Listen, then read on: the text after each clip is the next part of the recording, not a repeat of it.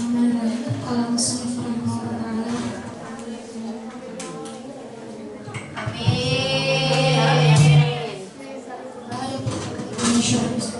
Syurut sholati, syarat-syaratnya sholat. Setelah wajib itu menutup auratnya satu laki walau subian meskipun anak kecil, wa atin dan budak perempuan walau tabatan meskipun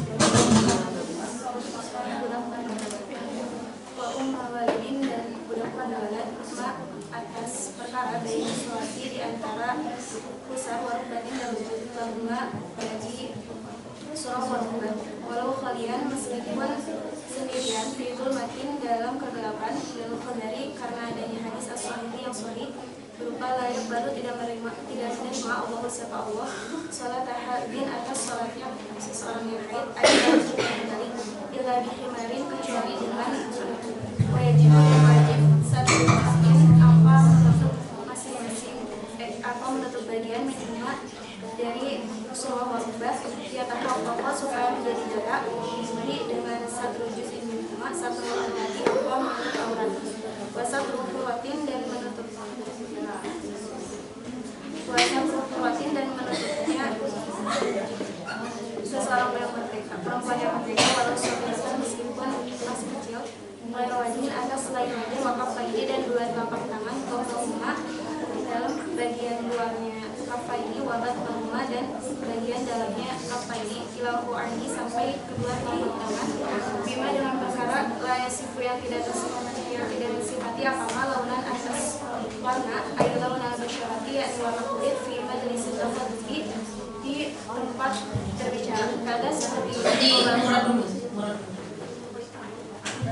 Adapun syarat sholat yang ketiga adalah menutup auratnya seorang laki-laki meskipun anak kecil dan seorang budak meskipun budak mukallaf dan budak mualad menutupi atas perkara atas anggota antara pusar dan lutut meskipun seseorang itu berada dalam kegelapan dan dalam keadaan sendirian karena adanya hadis yang sahih berupa layak baru sholat haidin ila akhirih yang menjelaskan di mana Allah tidak menerima sholatnya seseorang yang haid yaitu seseorang yang balik kecuali menutup aurat dan wajib menutup bagian antara pusat dan lutut supaya syarat menutup aurat ini menjadi nyata dan wajib menutup auratnya seorang perempuan meskipun anak kecil atas selain wajah dan kedua telapak tangan baik bagian luar maupun dalamnya sampai dua telapak tangan bima dengan perkara layasifu yang tidak bersifat apama lawanan atas warna ailau dan basyarati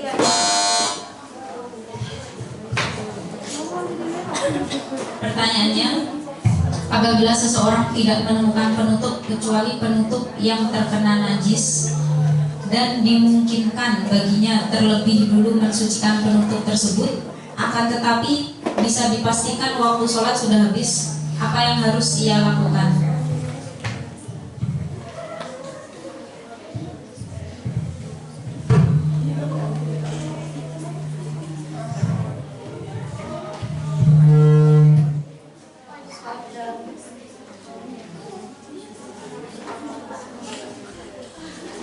Apabila seseorang tidak menemukan penutup kecuali penutup yang terkena najis, jadi dia cuma menemukan penutup yang ada najisnya dan dimungkinkan baginya terlebih dulu mensucikan penutup tersebut, jadi dia bisa sebenarnya mensucikan penutup itu.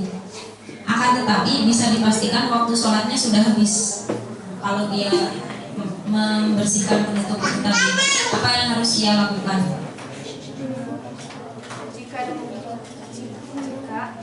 tidak mungkin jika waktu sholatnya sudah habis sholat dalam keadaan meskipun menemukan jadi dia tidak harus mensucikan itu atau harus mensucikan penutup itu? Pertanyaan tidak harus, jadi nggak apa-apa karena khawatir waktunya habis, lebih baik tanpa penutup sholatnya, begitu.